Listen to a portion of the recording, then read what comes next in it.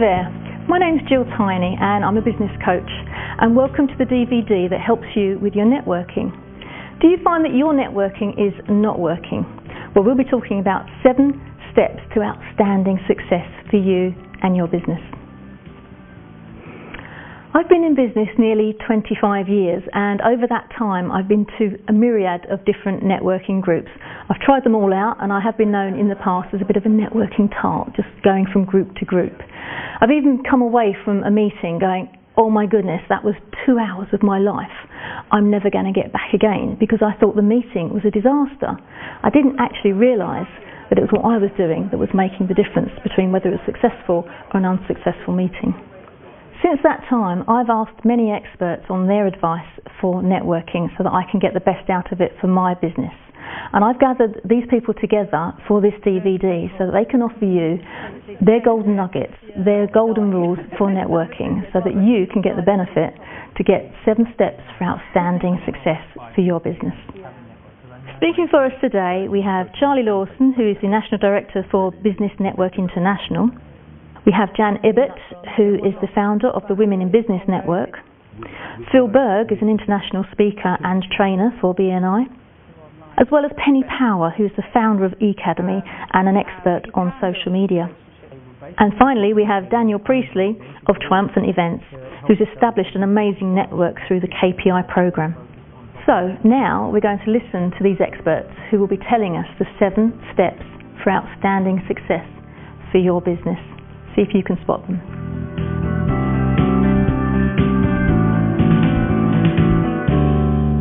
My very first networking event happened to be a BNI meeting, and it was a launch meeting. Oh, wow. If I'm honest, it felt very weird. I had been invited by a friend to come and have a look to see how networking works. Because we were always a family business, I had never experienced networking per se, so I built business by relationships, etc., which I didn't realise now I look back was networking. But it wasn't strategic, it was, I just happened to do it. Yeah. And I was invited to this meeting and really not sure why I was going. Turned up and I was suited, which I wouldn't necessarily be even in my business at the time. Yeah. And 97 business people in the room. Whoa. Exactly, and I walked in and intimidating. very intimidating, very out of my comfort zone, Yeah. which is a real message to people wanting to network. It's going to be different, so you're going to feel different. So for me it was very uncomfortable at first, and actually my first experience was not a good one. Purely and simply, a gentleman walked up to me and said, "Hi, how are you?" Great move. I said, "Yes, fine, thank you." Thrust his business card upon me, which I didn't know any different at the time, and I literally watched this guy kind of turn his back on me and literally give his business card to other people as well. Yeah. And I didn't actually realise at the time, but he was actually a visitor to the group. He wasn't actually a member either. Right. So my first impression of networking was people just thrusting cards on people, and it just was alien to me, and I was very, very uncomfortable.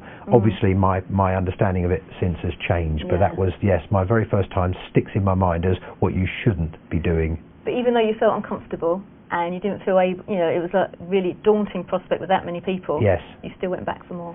Well, I stayed for that particular meeting, I think purely out of courtesy to the person that invited me. Maybe someone stronger than me would have actually left. Right. Because it just wasn't comfortable. Yeah. But when I heard all the information, I started to understand that this was, if you like, a new and a different route to market to what I knew.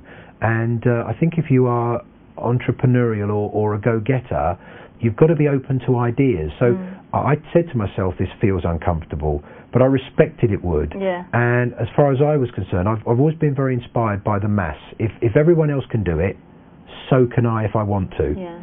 So I think for me, I stayed around being that, well, I'm very sceptical about this, but there's enough people doing it, so have a go. When I first arrived in the UK, I knew absolutely nobody. I arrived with a suitcase and a credit card, and I arrived in the country and I really had to begin from scratch.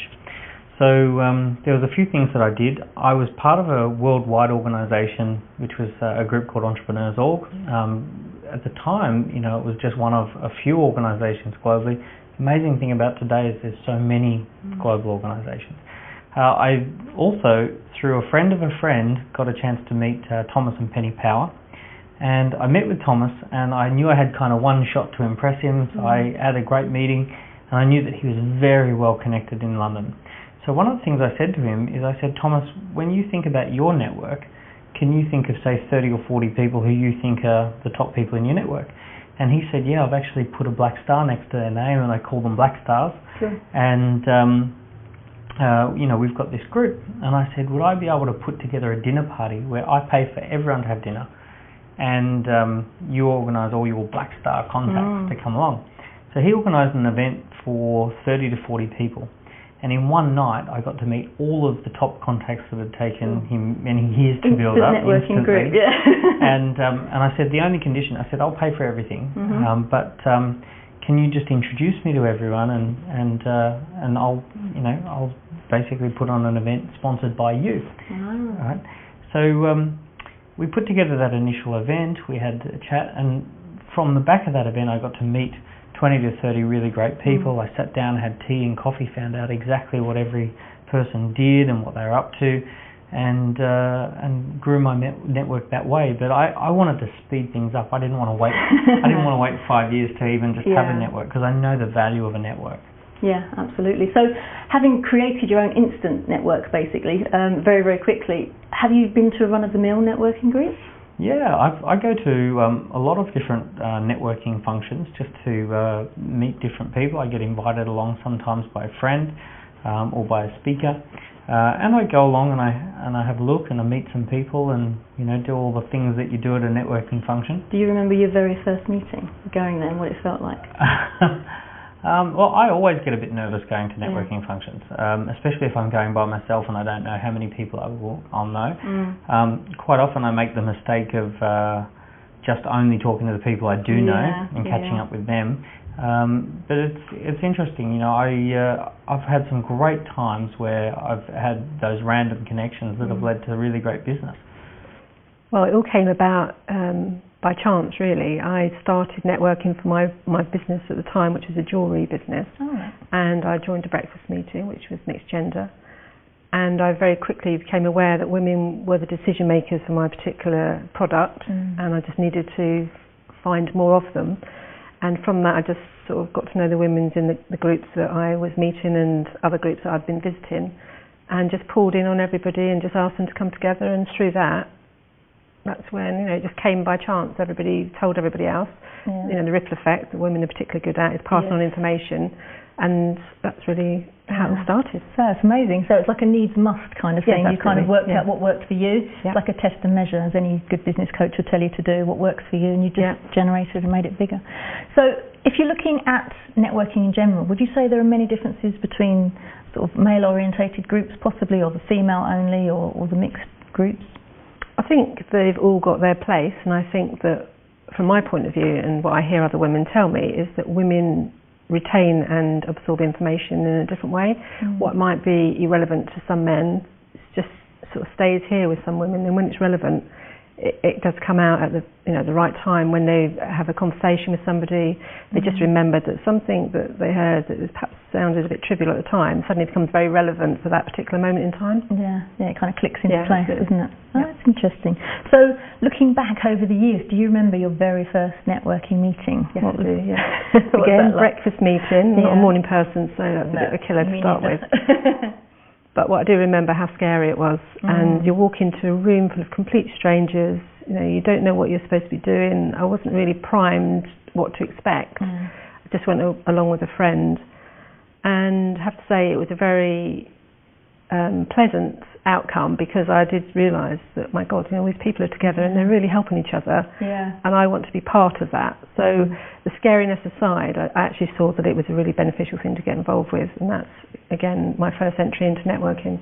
So you had to come out of your comfort zone. Oh, absolutely, even now, I don't think anybody would love to stand up and talk unless you're a real extrovert, but to stand up in front of 40 people when you really didn't expect to be doing that, and you're not really prepared, you can talk off the cuff, but you hadn't gone with prepared notes, then that was quite scary. I'd been in corporate life, and I knew all about BNI through a family connection, so it was high time I was went and had a look and sort of saw what it was all about. And I remember walking across the car park to my first BNI meeting. That was my first networking meeting, was a BNI meeting. Really worried, really nervous, not know what to think, didn't know what I was going to find out. Opened the door and suddenly, and this was by the way at about 6:30 in the morning, opened the door and suddenly noise and buzz of networking, and it was quite a surprise. I can certainly say that. But that was my first experience. Can you remember the butterflies and the nerves? Absolutely. It's And I thought that I'd probably be standing up and speaking in front of people. I mean, that's a common fear for people who visit BNI for the first time. Certainly, I felt like everyone feels that. Isn't it an expression that death came second? Of the most fearful things there are, speaking in public is number one. Exactly. People would rather dying. Number two, they'd rather die than speak in public. Yeah. That's a good. No, so, would you do anything different now than you did on that first? I think I probably would. I mean, obviously, over time, I've got to you practice it and you get better at it. It's like with anything, practice makes perfect. And over time, I've honed the techniques that you use. But I guess the biggest change would be that I would prepare much more for a networking meeting now. For example, if I'm going to get a chance to do a pitch of some sort, maybe a 60-second slot as we do in BNI, I would really prepare that beforehand and really think about being specific about the sort of people I want to speak to. Whereas perhaps when I went the first time, I just hadn't learned that at that point. Were you winging it? I wouldn't say I was winging it. I mean, I thought about what I was going to say, but the preparation I do would be much more focused on who I want to speak to, how I might want to approach that, what I might want to say to that person. So that would be the big change I would say from then. I guess also as well, practice in networking terms has made it easier to go to a networking event in terms of looking around the people there. When you're in an open networking situation, a common fear for anyone going for the first time, and certainly I felt this, was who am I going to talk to? What am I going to do? Talking to strangers as well, Exactly. And all you really need to do is think about people's body language. If you see people in a very closed format, perhaps two people talking very face-to-face, closed, don't go and interrupt them. That's not worthwhile. Whereas if you see people in an open body language expression, so perhaps they'd be there and someone else just sort of next to them, then they're the sort of people to go up to and introduce. And definitely that's something else I've learned. So you go and survey the room before you go in. Exactly. Elbow your way in. Excuse me, come and talk to me. Exactly. You don't want to upset people on the very first meeting. Indeed, Yeah, I do. I think I can sort of remember it more generically about the whole feeling I had toward networking, and how I made sure that I can remember how it being really scary, because if you go into it thinking I've got to have my elevator pitch and I've got to know what it is that I've got to gain from being here, I think that puts you under a lot of pressure, almost like somebody in a market trying to make a sale, and I don't think that when I switched very quickly into understanding, actually I just want to make some friends here, and when I switched from talking to listening and asking questions, that also changed my feeling about it, because then I was deflecting away from myself anyway, which made me feel a lot more comfortable. But then I suddenly realised, my goodness, I'm gathering up all this intelligence around me of all these people, all their strengths, their weaknesses, their desires, their projects, the things they're working on, the people I could connect them with. And suddenly, here I had I could go away with loads of people that I then could build a deeper relationship with. And if I just stood and broadcasted at them, it wouldn't have got very far. It's very easy to go to somewhere with an open view to see what happens. But realistically, if you go somewhere to see what happens, whatever happens will happen.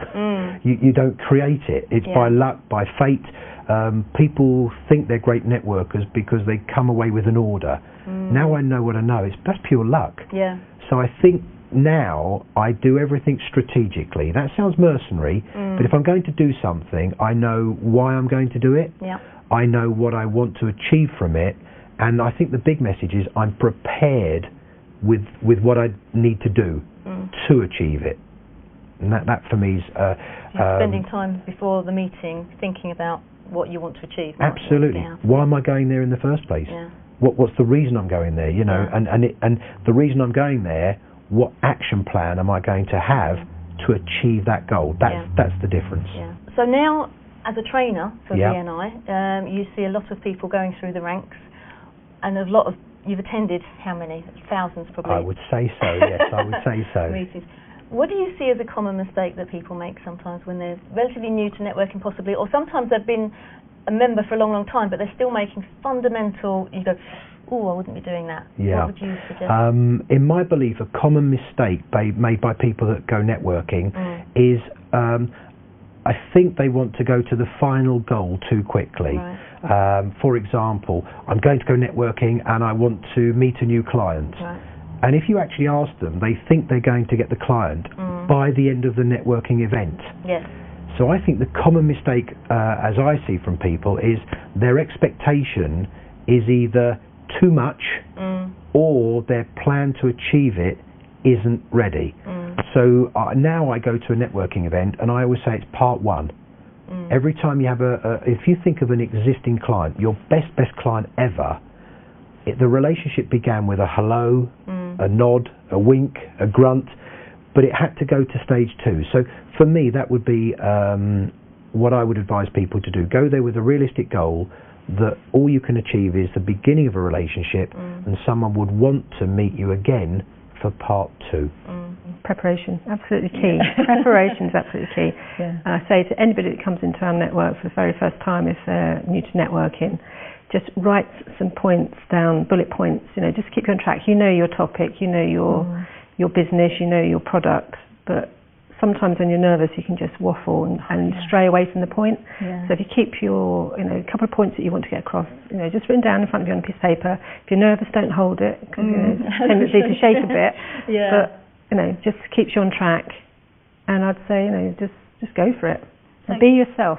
As much as you can be. Yeah, absolutely. So can you say that if you went into a networking group now, whether it be a breakfast one or one of your own women in business networks, would you be able to spot the novice networker, do you think? Yes, I think I could. Well, I often do, because some of them don't understand why they're there. They know they should be there, but they don't really get it. And they haven't come prepared, and they're very, very nervous because they don't know what to expect. Perhaps they haven't had that conversation beforehand telling them what to expect at the meeting. But often they don't get to the point, they do stray and they start telling their life history in a 1-minute presentation, which isn't what it's about, and they don't quite understand that they should just be talking business, and a call to action, that's what gets the result. If you actually have a purpose for these people to come to you, tell them what you actually need, and they will be able to help you in some shape or form. I think it is the great British way, isn't it? We're not very good at asking for what we want. It's like just hope that people possibly will be able to help us, and actually we need to be specific, say I'm looking for. Exactly, and I think, women particularly, I think, are quite modest on the whole, and I think, they don't like to say out loud exactly what they want, but, they have to sometimes. You just have to say what it is, and, 9 times out of 10, there's 6 degrees of separation. There's somebody in the room that can help you in some way, and it always comes about.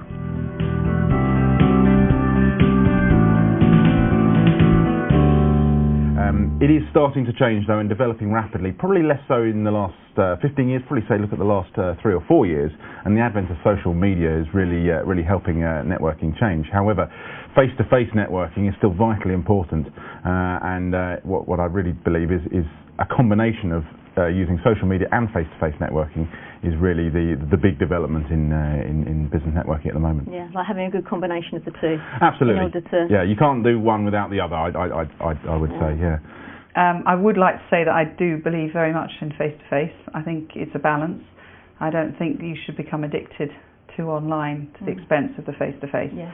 But you can build deep relationships. I mean, if we think that we're now globally connected, which is what really excited me about creating a network that was global, and there's no barriers, and the amount of ideas, innovation, thoughts, emotions that are occurring in the world globally, it's important to be connected online, because you can't achieve that amount of networking unless you spent your life on a plane and got them to travel with you. That's true, yeah. But I think that you can achieve deep relationships. I mean, something that I teach people is that building your social capital is as important as building your human and your financial capital. There are 3 forms of capital that I don't think any business person could live without. The human capital is your skills and your experience. The financial capital is obviously your assets that enables you to make choices and invest in the right things. And your social capital is the ability to get things done through people. And I wrote a blog recently, Till Death Do Us Part, I called it. And I wrote in sickness and in health, and for richer and poorer. And I think if you go into the online world with the attitude of actually I'm connecting to someone here that I might actually still know in 50 years. Gosh, yeah.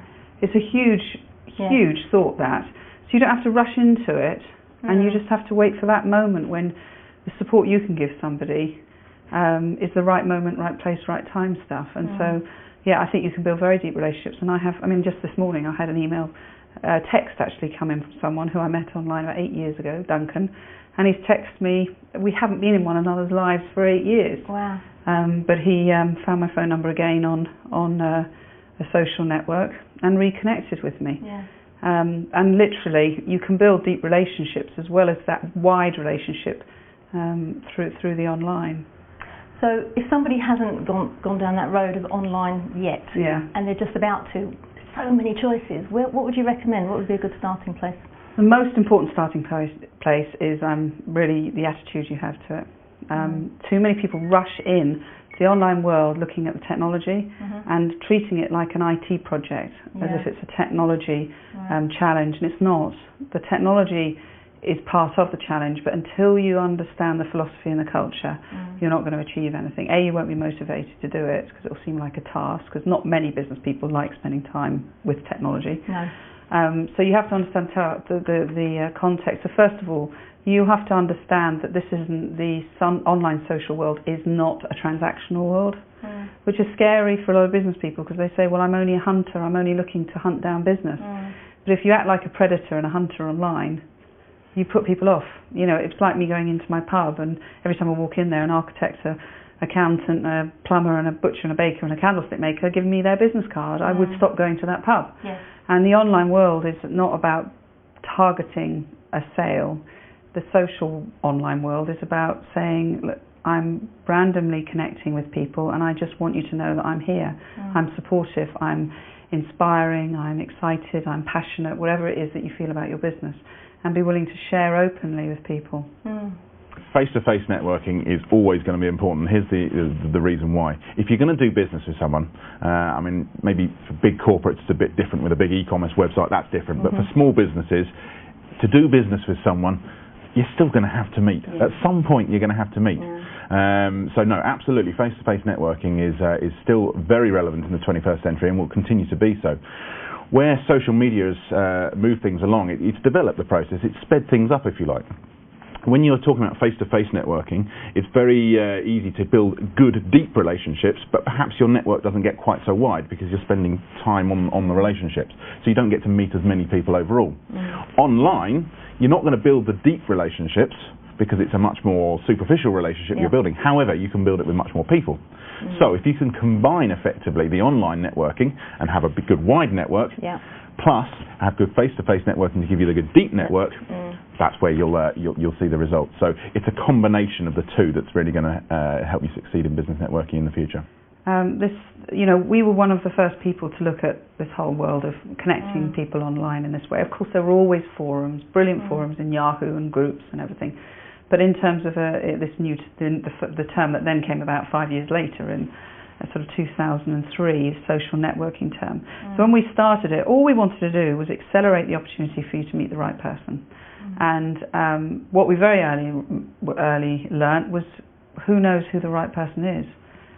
I don't know who the right person is. I mean, today I networked on a train with a lady, and I was actually talking to her about my daughter being stressed because she's away at the moment and missing home. And it turned out that her son actually might become an apprentice for me within about 15 minutes of her talking. Fantastic. And that was offline. But we're now going to connect online, and we've realised that we can connect through Twitter and Facebook.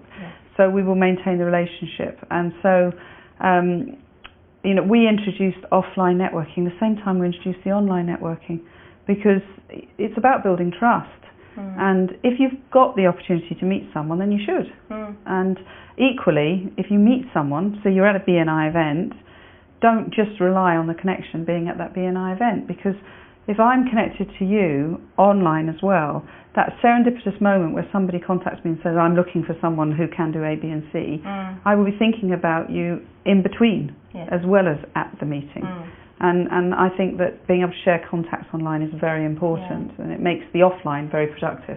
Yes, so one independently of the other. No, they're two, and that's, BNI Connect, brilliant. You can now do the two things. And but also you have to think about how many networks are you on, because I've made sure that I'm obviously on Academy, and that is my community and home. And when I say mine, I mean as a community, as a member, not as the owner. I am a member, and I use the tools just like any other member. That is my home online. But equally, I use Twitter, I use Facebook, I use LinkedIn, I use blogging, I use all sorts of other networks, because it's about where the person who wants to contact me wants to contact me from. Yes. Not about where I would making yourself available. Wherever they want to. So if somebody else is more comfortable in Facebook, then I'll make sure they can contact me on Facebook. So I think online you need to find your home where you feel you can be yourself and can get that sort of support, but be on all the other networks and link them together. I think that's very important. But for me, I've focused on Twitter, Academy for my blog and my online networking, YouTube, which I think is a phenomenal way of sharing knowledge, and those really are the three main things I do. And then LinkedIn and Facebook I tend to do more reactively than proactively. So when I blog on Academy, the update of that goes straight away into Facebook, LinkedIn and Twitter, and somebody then might comment on my status, and that's when I will take myself to those places. So it's a very basic, you start with one and then add them as you go along, get comfortable with one, feel at home with one, and then... And the amazing thing is they can be all connected. So can you imagine having your favourite pub in a town, and you know that's where the people that you really like are, but then also being able to connect with the other people at the same time. It's quite incredible.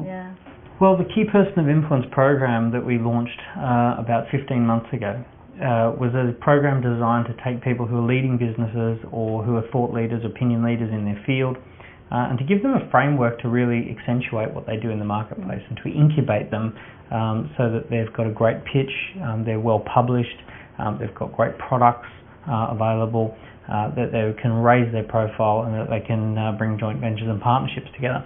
So naturally it leads to the idea that that should be a very special community of people because they're all people who are out there leading the way in their own unique fields. So we wanted to facilitate ways that that group of people could get together. We also had given them a framework so everyone's working on certain bases together, so they can get together and practice their pitch. They can read each other's publications and do look at each other's first drafts and things like that. I think some of the things that were running through my head at the time is selection criteria. Who do we want in that group?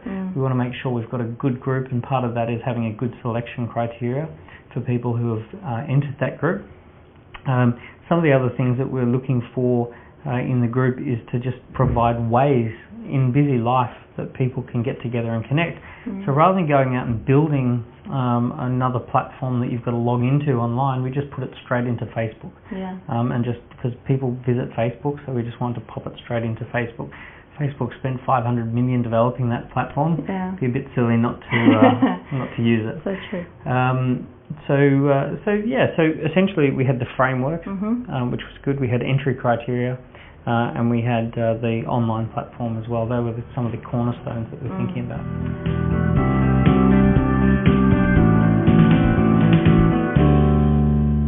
If I were looking to become part of a networking group, what I'd look for personally, how do I feel? Or rather, how am I made to feel? When I went there, were there like-minded people? Did they have the same ambition as I did? Because again, I would have a reason to go there. So first thing is, does this group match my ambition? How did I feel? Was I welcomed? Did I feel welcomed? That would be a very, very big thing for me. To be comfortable, don't you? And I think my decision on which one I would become part of would be based on knowing where they're going. A line I often use is destination focused rather than current location. So if I'm seeing something and they say, we're eventually going to be 45 plus businesses, we're going to be doing £2 million a year in this room, for me personally I'd be like, okay. You want to be part of that. Absolutely. So does this match my vision? Do I believe they'll get there? Was I made to feel welcome? And I think that would be, and are these like-minded people? And I think that would be my criteria for considering how to make networking work for me. The women that come to us, you do get some that are part-time that want to go full-time, and you do get some that have got much more experienced businesses and some that are new startups, so there's all degrees of businesses there. but they're all coming with a common goal, and that's to increase their business opportunities, to gain more business. And they're very serious about it. And I only heard, funny enough, just last week that a woman stood up at one of our group meetings, and in her first year she's got £60,000 worth of business. And she's that's not a hobby, is it? No, exactly. And she's, and she was quite a new business, so that's really helped her to take sort of a springboard onto the next level. Yeah. And she worked hard to make it happen. So as long as they come with, the right they want to come there to be doing what they should be doing, which is expanding their business and coming with their, business mind. Focused for business, then they get what they want from it. Well, the first thing is to really value the network. People are often looking for magic secrets to success. Well, I can tell you one of the best magic secrets to success is wealthy people circulating wealthy people networks. So, one of the reasons that they send their kids to private schools is because it's not just the things you're learning, but it's also who you're hanging out with. So network is very, very important. The best jobs come through your network, the best opportunities come through your network, the best fun comes through your network. I think over the last couple of years I've flown in private jets 4 times. I've been out on big mega yachts several times, and those are the experiences I've not paid for, because they were just invitations from friends. And all sorts of great fun, great parties, and it all happens through a good network. So here's a couple of little tips that I think. So the first one is to value the network. The second one is get involved in charity and philanthropy. Really great networks around charity and philanthropy. I mean, genuinely pick something that you would want to get involved in. Imagine after you've made your money, where would you want to go and do some charity and philanthropy work? Sign up and do it now. Start already. Because all the people who have made their money, they end up working on the boards of charities. Great place to network. Well, the key thing with anyone starting a new business is, where am I going to get some clients from? That's what every business owner faces. And networking is, without doubt, the best way to do it, because if you can start to get business through word-of-mouth referrals, that's the way to do things. So you want to get out networking, start building relationships. I'd be looking at a structured business club, a bit like BNI, where there's one person per category, because that really helps you tie down, and you get to focus on your industry with the group, with everyone else there acting in a giver's game philosophy to try and help you out. But bear in mind, it's the relationships that really count. It's not what you know or who you know, it's how well you know them. That's what's going to make the difference to any new business starting out. And once you develop those relationships, those people are more likely to give you referrals to other contacts that they've got. Exactly. And if you go to a business meeting, you can deliver the best, most polished 60-second presentation. You can dress professionally, you can look the part, you can do everything you should do, but if people don't have a relationship with you, they're not going to try and help you. Whereas if they've got a good relationship with you, you're helping them. It's human nature, isn't it? People want to help you back. It's what goes around comes around. That's what giver's gain really stands for in BNI's terms. It's about helping other people, and it's a different way of doing business. Usually you're competing for that last little bit of market share, and you're always up against someone for that last. Well, in a BNI meeting, for example, you haven't got your competition there, so you're all working together. And it's a much nicer way of doing business. Absolutely. From my point of view, it's a sense of belonging. When you belong somewhere and you get to know the people around the table quite well, the collaboration really sort of comes together, and then the opportunities really flow. I think if you're sort of flitting from one place to the next, always sort of quite desperate to get some business, it doesn't always work, 'cause it's all about relationships. And if you do get some people that say, "Oh, I'm doing the rounds," and everybody's doing them as well, and they're seeing the same people. But I think if you have a sense of belonging and you actually join somewhere, if that's what suits your business, then I think often you get better results, because it's the longevity of a relationship, and it's a longer term strategy for any business. It's not a quick fix. Well, quick fix is it, isn't it? Because if you go to lots of different groups, you might get some business from them, but it's possibly luck rather than It might be a one-off. judgment. But it's ongoing business if you're starting to build all the relationships and nurturing them and really working at them.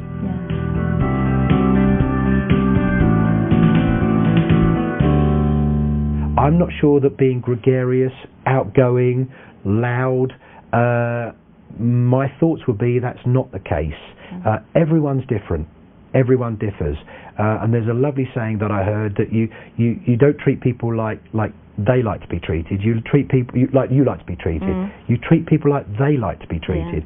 So everyone's different. So for me personally, I think you have to be liked I think that's very, very important. I think people underestimate that. I think a smile makes an amazing amount of difference. If people underestimate that, try liking someone that doesn't smile.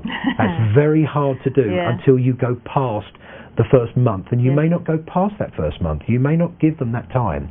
So I think being liked, being sincere, being honest about what you can do to help. I think the golden rule of what not to do is be threatening and sell. It's not about that. So it's very, very important that people understand to be liked, to be honest, to be sincere, and take their time and have value. Have value. So no, I don't think being outward, being loud, fine, but be respectful to the people you're speaking to. I always say you can be confident in yourself, but you'll get a lot more business when others are confident in yourself. I think that some are naturals. I think if people are warm and they like talking to people, then that's a good starting point.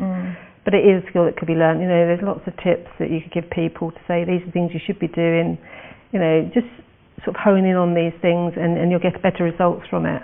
But yeah, it can be a learnt skill, definitely, I think. You can sort of see people who you know are confident to go and network in a room. You can see them going around, you can see them literally, we call it work in the room, I guess. It's an expression that's well known. And you see people confidently going up to everyone and talking to them. Now, they might think they're doing a good job, and you might feel, I don't think I could live up to that. Maybe I'm not as good a networker as them. But actually, that's not definitely a sign that they're doing a great job networking. The better sign of they're doing a good job networking comes after the networking event, and whether people follow up on what they say they're going to do. Sometimes, if you've gone around talking to everyone, grabbing everyone's business card, physically, it's impossible to follow up with everyone there and keep up with it. So while on the face of it, they might appear to be the successful networkers, often you can't really tell who's going to be good until you find out what happens afterwards. It's the follow-up that really counts. If I spend time with people, I love to spend 70-80% of the time just finding out who they are and what they do. And if I can spot something genuine, then I think, hey, let's do that. So you know, I had a great conversation with someone recently. We chatted away, and then at the end of the conversation, turned out they're looking for people to feature in a magazine, and then out that came, and all of a sudden there'll be a feature in the magazine about what we're up to. But I don't think that invitation would have happened had we said, what can I do for you, what can you do for me? People say they're going to do something, that's what they've got to do. You know, you having a chat with someone in a networking meeting, you're never going to sell to them right there and then. No one's had a networking meeting to buy, so it's all about building a relationship. And that building relationship might, you know, the net result of being at the networking meeting might be, say, well, we agreed to go and have a cup of coffee, or we agreed to make a phone call, or we agreed to send an email, or whatever it might be. But that's the key point to remember. People aren't at a networking event to buy services, so don't even bother trying to sell your services. It's all about building a relationship.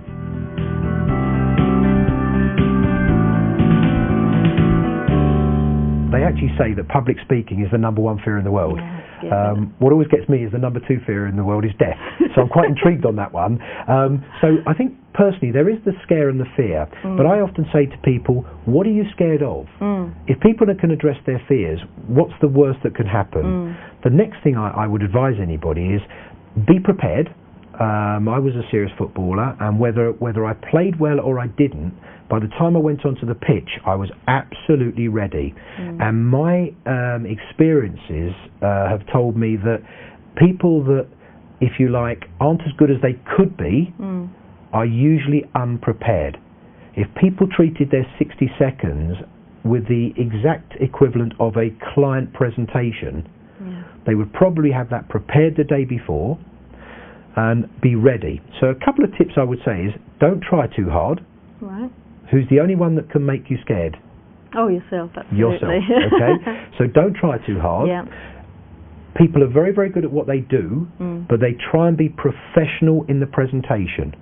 When the audience aren't worried about them being professional, they're just worried about them being clear and succinct. If you are in a networking organisation where you're educating your members every week, there will always be visitors. So I used to prepare my education slots for the visitor only, and my members can listen while I do it. Okay. Because I took the attitude that the visitor in front of me may not be back, may not see me again, but I need to be remembered. And I think that's very, very much a goal, to be remembered over being better. Right.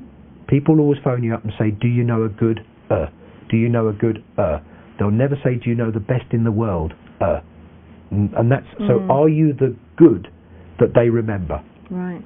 You know, when you're addressing a room, look up, don't just stay there with your piece of paper, you know, look up and engage with the room. But definitely have the points that you want to get across in the space of time that you've got written down, and it will keep you on track and probably get the results that you want.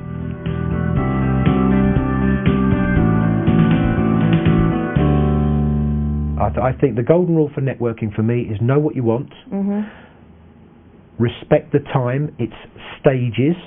Yeah.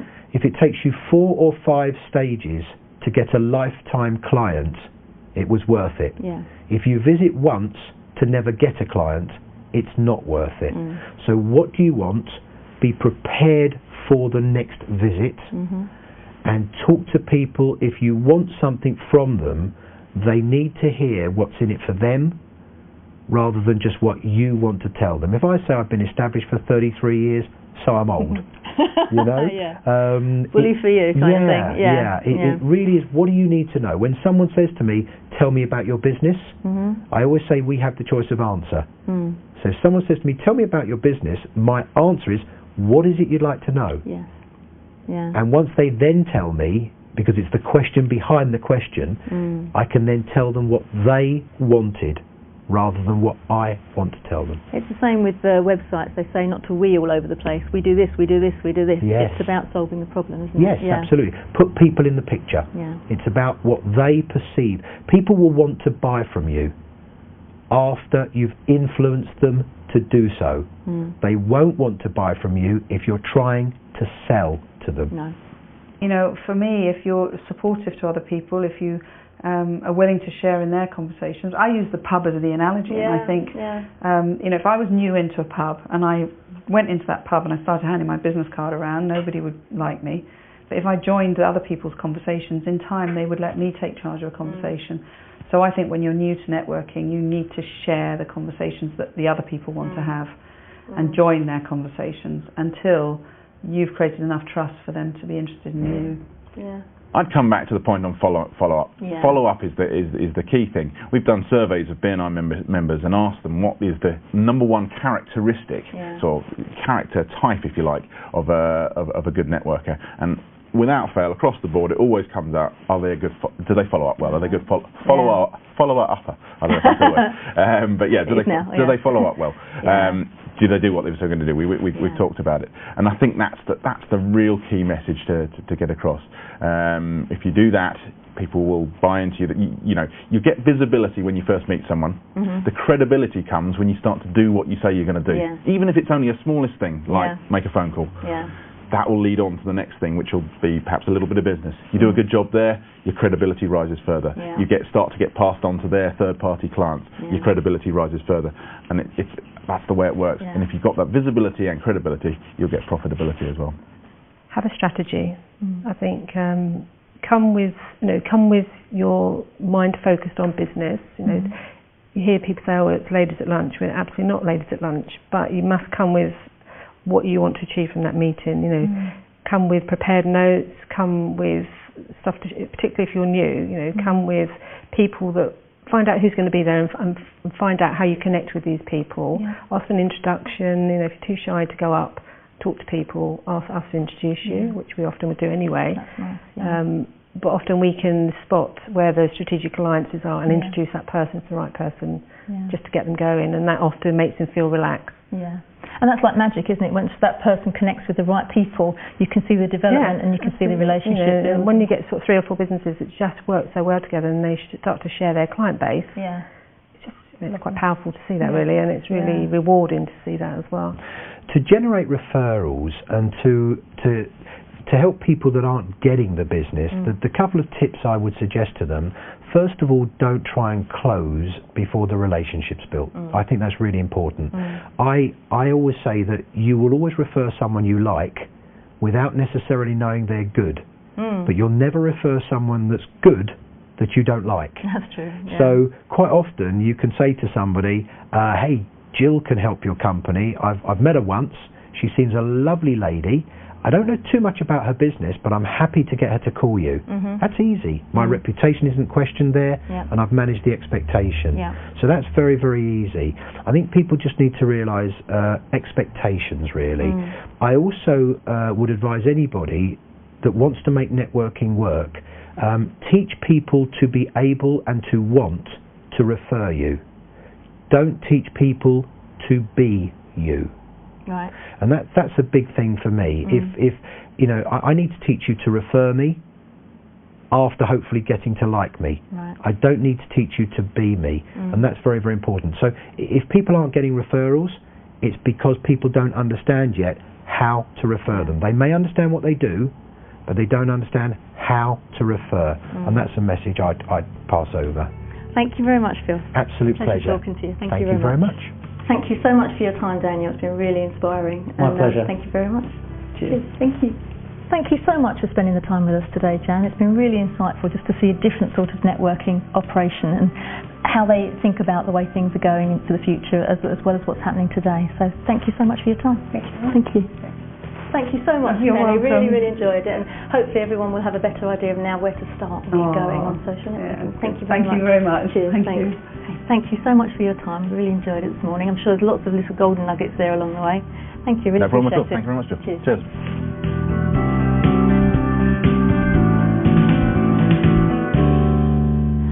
So those were our experts, and hopefully you've picked up lots of top tips for your networking in the future.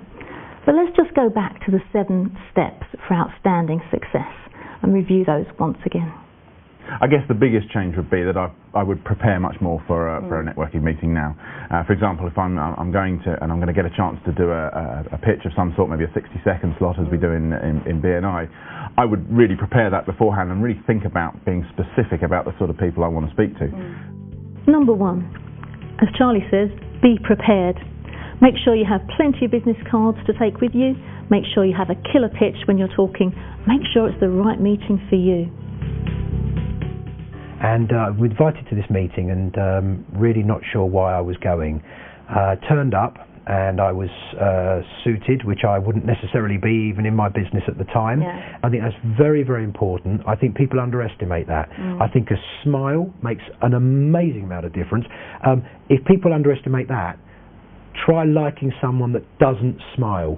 That's very hard to do until you go past the first month, and you may not go past that first month. You may not give them that time. Number 2, create a great impression. Show up to the meeting early. It shows that you're serious. Dress appropriately. Don't turn up scruffy, even if it is a very early breakfast meeting. And smile. Have a great attitude. You might not feel like it, but once you start smiling, everyone else will join in. And when I switched from talking to listening and asking questions, that also changed my feeling about it, because then I was deflecting away from myself anyway, which made me feel a lot more comfortable. But then I suddenly realised, my goodness, I'm gathering up all this intelligence around me of all these people, all their strengths, their weaknesses, their desires, their projects, the things they're working on, the people I could connect them with. And suddenly, here I had I could go away with loads of people that I then could build a deep relationship with. And if I just stood and broadcasted at them, it wouldn't have got very far. Step 3, listen and ask questions. Be genuinely interested in this person in front of you. You have 2 ears and 1 mouth, using that ratio. By asking relevant questions, you can find out how to help them. From the back of that event, I got to meet 20 to 30 really great people. I sat down, had tea and coffee, found out exactly what every person did and what they were up to, and grew my network that way. But I wanted to speed things up. I didn't want to wait. I didn't want to wait 5 years to even just have a network, because I know the value of a network. Number 4, build those relationships. Start with good foundations and build rapport. Find what you have in common and build your credibility. The stronger your credibility, the easier to develop good relationships, and they could become your support network. As Daniel's demonstrated, you can grow your business to massive proportions when you have great supporters in your home network. So find that base. So I'm very reluctant to try and do business too quickly. Yeah. So I always love to, if I spend time with people, I love to spend 70-80% of the time just finding out who they are and what they do. And if I can spot something genuine, then I think, hey, let's do that. Step number 5, help others first. As Daniel says, get to really know people. Ask them how you can help them. Who do they want to work with? Who don't they want to work with? And who is their dream client? One good turn deserves another. If you help someone, don't you think they would like to help you? 9 times out of 10, there's 6 degrees of separation. There's somebody in the room that can help you in some way, and it always comes about. Step number 6, know what you want. We all have our bread and butter, cream and dream type of clients, but if you're specific, it will help you get that referral much sooner. And always ask for your dream client, because you never know who's in the room. I'd come back to the point on follow-up. Yeah. Follow-up is the key thing. We've done surveys of BNI members and asked them what is the number one characteristic, so character type, if you like, of a good networker. And without fail, across the board, it always comes out: are they a good? Do they follow up well? Are they good follow-upper? I don't know if that's the word. But yeah, do they follow up well? Do they do what they were going to do? We've talked about it, and I think that's the real key message to get across. Step 7, follow up. This point cannot be emphasised enough. If you go to a networking event, what is the point if you don't actually follow up some of the amazing contacts that you've made? That doesn't mean that you spam everyone that was in the room with mass emails. That's not what people are after. Certainly try to connect with some of them on social media sites, but remember, as Penny said, don't go into your pub and keep giving out your business card. That's not what people are interested in.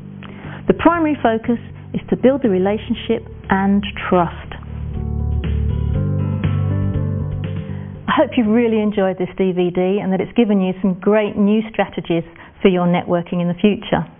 I'd love to hear all of your success stories, so you can contact me in the following ways. My website is steps2success.eu. You can follow me on Twitter @Gill Tiney. I have a Facebook page which is Steps to Success, and you can also connect with me on eAcademy, BNI Connect and LinkedIn. And don't forget to share your success stories by email, Gill@steps2success.eu.